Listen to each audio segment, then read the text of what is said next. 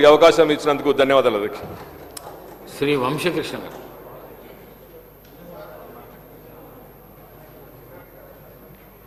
అధ్యక్ష,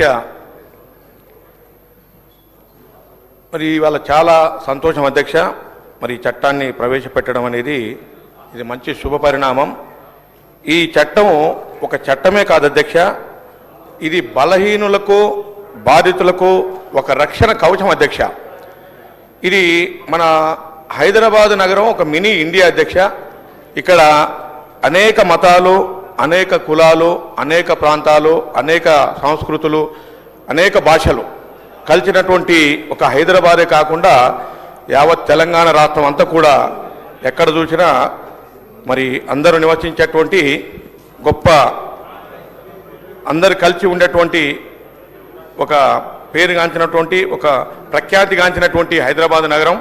దాంట్లో మరి విద్వేషపూరితంగా ఏ ప్రసంగం ఉన్నా, ఈ విద్వేషపూరిత ప్రసంగం అంటే అది కులం మీదనో మతం మీదనో లేకుంటే లింగ భేదం వల్లనో లేకుంటే ప్రాంతం జాతి ఒక వ్యక్తిని కానీ లేకుంటే సమూహాన్ని కానీ లేకుంటే వ్యవస్థను కానీ కించపరిచే విధంగా ఎవరు మాట్లాడినా, ఎవరు రెచ్చగొట్టేలా వారి ప్రసంగం ఉన్నా, మరి హింసను ప్రేరేపించే విధంగా మాట్లాడడం కానీ, అదేవిధంగా సామాజిక మాధ్యమాల ద్వారా పోస్టులు పెట్టడం కానీ, ఇవన్నీ కూడా ఈ చట్టం పరిధిలోకి వస్తాయి అధ్యక్ష.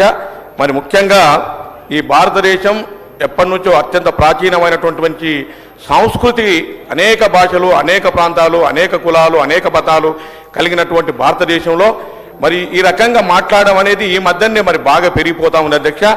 దీని ఈ రకంగా పెరగకుండా ఒక వ్యక్తిని, ఒక కులాన్ని, ఒక మతాన్ని ఇబ్బంది పెట్టకుండా ఈ భారతదేశంలో ఉన్నటువంటి అందరం కూడా సమానంగా సమాన హక్కులతో ఉన్నటువంటి భారతదేశం ఇది సెక్యులర్ కంట్రీ అధ్యక్ష. ఇది సెక్యులరిజం, ఫెడరలిజం అధ్యక్ష. బట్ ఈ సెక్యులర్ కంట్రీని కాపాడుకోవాల్సిన అవసరం మనందరిపైన ఉంది. కాబట్టి ఈ చట్టం చేయడం అనేది చాలా మంచి శోభారణం అధ్యక్ష. మరి విద్వేష ప్రసంగాలపైన పోలీసులు ఎటువంటి ఫిర్యాదు అందకపోయినా వెంటనే సుమోటగా కేసులు నమోదు చేయాలని విజ్ఞప్తి చేస్తా ఉన్నాం అధ్యక్ష. అలా చేయని పక్షంలో అది కోర్టు ధిక్కరణ కిందికి వస్తుందని సుప్రీంకోర్టు హెచ్చరించింది అధ్యక్ష. మతాన్ని రాజకీయాల నుండి వేరు చేయాలని, లేకపోతే ఈ ప్రజాస్వామ్యానికి ఒక గొడ్డలి పెట్టు లాంటిదని, ఇది ప్రజాస్వామ్యానికే చాలా ప్రమాదకరమని సుప్రీంకోర్టు ఆదేశాలు జారీ చేయడం అధ్యక్ష.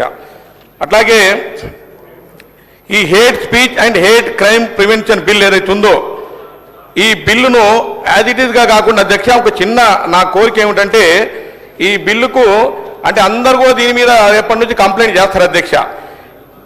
ఈ బిల్లు కిందకి వస్తుందా లేదా, ఏదైతే ఈ సామాజిక మాధ్యమాలను వచ్చేసినటువంటి ఈ రెచ్చగొట్ట ప్రసంగాలు కానీ పోస్టులు కానీ ఈ బిల్లు కిందకి వస్తుందా లేదా అనేది ఒక సెలక్షన్ కమిటీ, ఈ యాక్ట్ కిందకి వస్తుందా లేదని ఒక సెలక్షన్ కమిటీ వేసి ఆ కమిటీ ద్వారానే ఈ యాక్ట్ వస్తుందా లేదని నిర్ధారణ చేసిన తర్వాతనే మరి యాక్షన్ తీసుకుంటే బాగుంటుందని నా పర్సనల్ అభిప్రాయం అధ్యక్ష. అట్లాగే మరి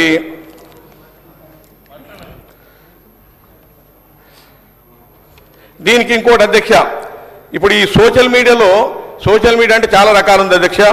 ట్విట్టరు, ఫేస్బుక్, వాట్సాప్ రకరకాల ఉన్నాయి.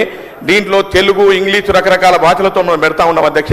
దీనికి ఏఐ ఆధారంగా ఆర్టిఫిషియల్ ఇంటెలిజెన్స్ని దీన్ని జోడించి దీనికి వస్తుందా లేదా దీన్ని అనాలిసిస్ చేసి మరి ఎవరైతే ఇటువంటి వ్యాఖ్యలు చేసిన వాళ్ళను వెంటనే వితిన్ మినిట్స్లోనే వాళ్ళని గుర్తించే విధంగా దీన్ని డెవలప్ చేయాలని కూడా కోరుతా ఉన్నాం అధ్యక్ష.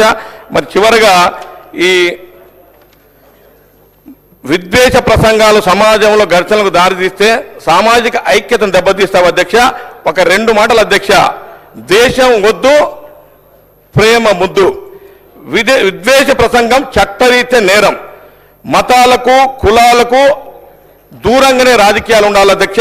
మతాలను కులాలను రాజకీయానికి వాడుకోకూడదు అనేది కూడా నా పర్సనల్ అభిప్రాయం అధ్యక్ష.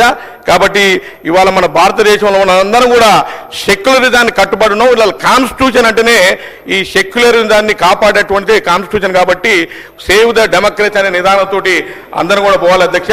అన్ని మతాలు, అన్ని కులాలు, అన్ని ప్రాంతాలు, అన్ని భాషలన్నీ కూడా సమానమని మనం అంతా గ్రహించాల్సిందిగా కోరుతూ మరి ఈ యాక్ట్ను ప్రవేశపెట్టినందుకు గౌరవ ముఖ్యమంత్రి గారికి, అదేవిధంగా ప్రభుత్వానికి, గౌరవ మంత్రి గారికి నేను ధన్యవాదాలు తెలియజేస్తూ సెలవు తీసుకుంటున్నాను అధ్యక్ష.